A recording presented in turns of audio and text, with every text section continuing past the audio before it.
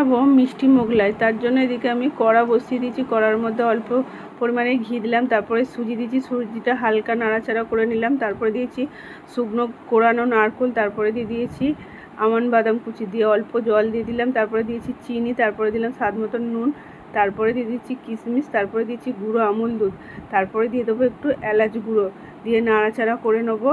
পুরটা মোটামুটি শুকনো শুকনো করে নেবো। দেখো রেডি হয়ে গেছে পুরটা আমি ঠান্ডা করে নিচ্ছি। তারপরে আমি নর্মাল লুচি পরোটার যেমন ডো বানাই সেরকম ময়দা মেখে রেখেছিলাম, তার মধ্যে একটা একটা করে গোল গোল করে লেচি কেটে নিয়েছি। এদিকে পুর ভরে দিচ্ছি মোগলাইয়ের শেপে। তো পুরগুলো রেডি হয়ে গেছে, মোটামুটি একটা একটা করে এরকম করে পুর ভরে রেডি করে নেবো আর বেলে নেবো।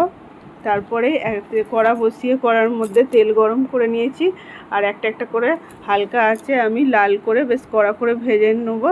এরকম করেই ভাজলে সব রেডি হয়ে যাবে। তো কেমন লাগলো রেসিপিটা কমেন্টে জানিও।